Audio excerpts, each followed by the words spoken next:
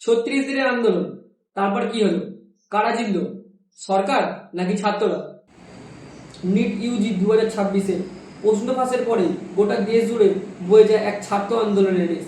এই আন্দোলনের প্রধান দাবি ছিল কেন্দ্রীয় শিক্ষামন্ত্রী ধর্মেন্দ্র প্রধানের পদত্যাগ এবং পরীক্ষা ব্যবস্থায় পরিকাঠামোগত উন্নতি। যার ফলস্বরূপ আমরা দেখতে পাই ককরোচ জনতা পার্টির নেতৃত্বে দিল্লির যন্তর মন্তরে নিট পরীক্ষার্থী, ছাত্রছাত্রী এবং সাধারণ মানুষের সমন্বয়ে এক অনবদ্য প্রোটেস্ট দেখা যায়। এই প্রোটেস্টে পরবর্তীকালে বিভিন্ন পরিচিত মুখ আসে। তাদের মধ্যে একজন অন্যতম হলেন সোনাম ওয়াংচুক, যিনি এই আন্দোলনে যোগদান করেন এবং হাঙ্গার স্ট্রাইক শুরু করেন।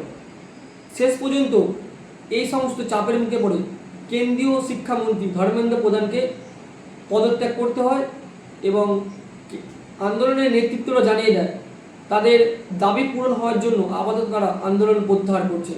এর পাশাপাশি আমরা দেখতে পাই ভারত সরকার ছাত্রছাত্রীদেরকে আশ্বাস দেন পরীক্ষা ব্যবস্থায় পরিকাঠামোগত উন্নতির দিকে তারা বিশেষ করে খেয়াল দেবেন। আপনার মতে কি শুধু কেন্দ্রীয় শিক্ষামন্ত্রীর পদত্যাগই যথেষ্ট, নাকি পুরো শিক্ষা ব্যবস্থার পরিকাঠামোগত উন্নতি করার প্রয়োজন বলে মনে হচ্ছে? আপনার মতামতটা আপনি কমেন্টে জানাবেন। নমস্কার।